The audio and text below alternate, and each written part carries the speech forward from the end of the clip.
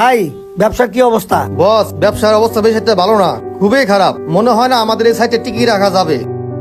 বিল্লাল, তোমার এই সাইডের কি অবস্থা? আমার এই সাইড নিয়ে আপনার কোনো টেনশন করতে হইবে না। আমার এই সাইডের অবস্থা পুরাই ফুরফুরা। তোমার এই সাইডটা নালে ঠিক আছে, ওর সাইডটা দেখো, কোন মাসেই লাভ হইতাছে না, প্রতি মাসে লোকসান হইতাছে। এইভাবে হইলে কি চলবো?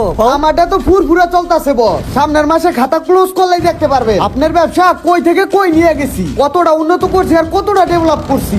এইটা আপনি অন্যান্য ব্যবসার লগে তুলনা করলেই বুঝতে পারবেন। না, সেইভাবে ব্যবসা চলতেছে, কোনো ইনকাম নাই, কিছু নাই। এইভাবে তো আমি কারো বেতন টেতন দিতে পারবো না ভাই। বস, সামনের সপ্তাহে আমার খাতা টান দিবেন। খাতা টান দিলে আপনি বুঝতে পারবেন আপনার ব্যবসা কই থেকে কই নিয়ে গেছে আর কতটা ডেভেলপ হয়েছে। বিল্লাল, তুমি জানো যে আমার এই কারখানায় যত স্টাফ আছে, একে সবচেয়ে পছন্দ করি তোমারে। যাও, তোমার সামনে বসো, তোমার বেতন আমি বাড়াই দিই। বস, আপনার সুদৃষ্টিটা শুধু আমার উপরে থাকলে হইবে, আর কিছুই লাগবে না। যাও, তুমি চালা যাও, আমি সবসময় তোমার পাশে আছি। বস, আসসালামু আলাইকুম। আসবো? বুঝো, তুমি একটু পরে আসো, আমরা একটু জরুরি মিটিং করতেছি। একটু পরে আসো ভাইয়া। আচ্ছা, ঠিক আছে।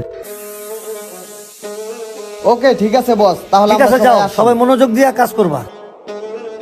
বস, আল্লাহ হাফেজ।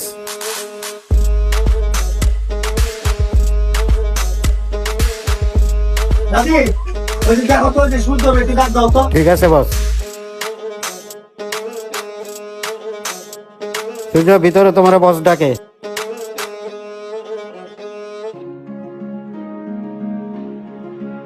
বস, আসসালামু আলাইকুম। ওয়ালাইকুম আসসালাম। সূর্য, তুমি কি জানি বলতে চাইছিলে, বলো।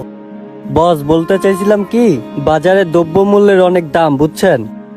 আমার না চলতে অনেক কষ্ট হয়, যদি আমার বেতনটা একটু বাড়াইয়া দিতেন। তুমি আসো তোমার বেতন নিয়ে, আমি আমার ব্যবসা ঠিক রাখতে পারতাছি না। তোমরা স্টাফরা শুধু বেতন বাড়ানোর চিন্তা করো। এখন কোনো বেতন বাড়িতে পারবো না, প্রয়োজন বলে চাকরি ছেড়ে দাও।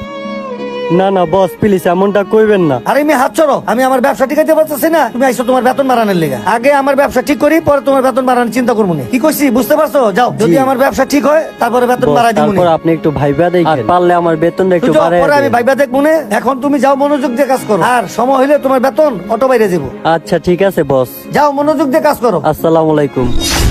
আয়ের থেকে ব্যয় বেশি, এত সময় নিয়ে যারা ভিডিওটি দেখলেন তারা কি বুঝলেন অবশ্যই কমেন্ট করে জানাবেন। আমরা মধ্যবিত্ত যারা আছি, এটা হচ্ছে আমাদের মনের কথা। না পারি কারোর সাথে শেয়ার করতে, না পারি যেখানে চাকরি